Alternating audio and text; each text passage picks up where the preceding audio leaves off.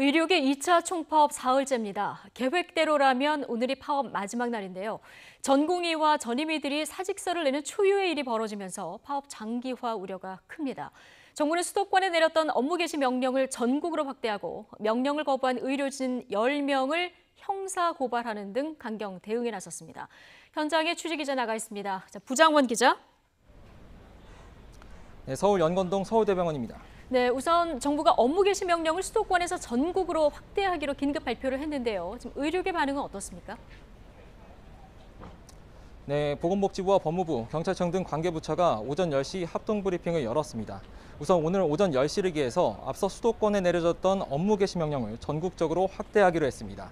또 전국 수련병원 30곳에 대해 집중 현장 조사를 벌여서 업무 이행 여부를 확인하기로 했는데요. 이 밖에도 지난 26일 발령된 업무 개시 명령에 불응했던 전공의와 전임의 10명을 오늘 경찰에 고발했습니다. 원래 어제 고발장을 내려다가 전면 보류했었는데 하루 만에 다시 강행한 겁니다. 또 의대생들이 거부 의사를 밝힌 의사 국가고시도 예정대로 다음 달 1일부터 시행하기로 했습니다. 현재 시험에 접수한 3,172명 가운데 2,123명이 응시를 취소한 상태인데요. 정부의 긴급 브리핑에 대해 전공의와 전임의들은 아직 별도 입장을 내놓지 않고 있습니다. 다만 의사협회의 경우 최대집 의사협회장이 한 명이라도 불이익을 입으면 무기한 파업으로 강경 대응하겠다고 밝혀서 조치가 주목됐는데요. 전공의들은 예정대로 오늘 하루 휴대전화를 꺼놓고 업무 개시 명령서를 받지 않는 이른바 블랙아웃 파업을 이어가고 있습니다. 전공의와 전임의들은 어제 집단 사직서 작성과 제출로 정부의 법적 조치에 맞대응했습니다. 대한전공의협의회에 따르면 어제 기준 전공의 16,000여 명 가운데 76%가 사직서를 작성한 것으로 파악됐습니다. 전국 전임의 2,300여 명도 어제 공동성명을 내고 사직서 제출에 동참한다고 밝힌 바 있는데요. 지난 26일 업무 개시 명령이 발동된 뒤 80여 명이 업무에 복귀한 것으로 파악됐습니다. 전공의와 전임의 중심 집단 사표 제출이 계속 늘어날지 아니면 정부의 강경 방침 이후 돌아설지는 좀 더 지켜봐야 할 것 같습니다.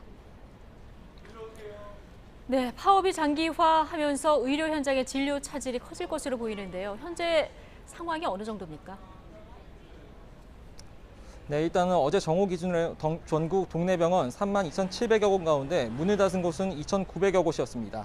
휴진율은 8.9%로 파업 전날 10.8%보다 도리어 줄었는데요. 그만큼 1차 의료기관을 이용하는 환자들의 불편은 상대적으로 적었다고 볼 수 있겠습니다. 다만 병원급 의료기관은 상황이 다릅니다.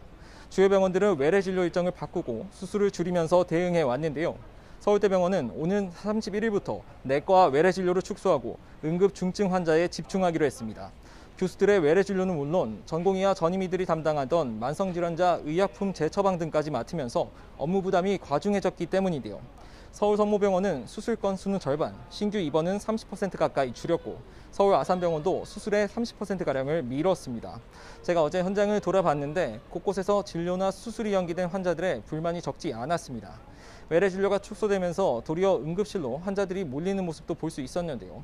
상급 종합병원들도 인력 공백에 시달리다 보니 급하지 않은 경증 환자에게는 다른 병원에서 진료를 받으라고 권하는 일도 있었습니다. 이렇게 전공의와 전임의들의 빈자리로 업무 공백은 점점 현실화하는 상황입니다. 지금까지 서울대병원에서 YTN 부장원입니다.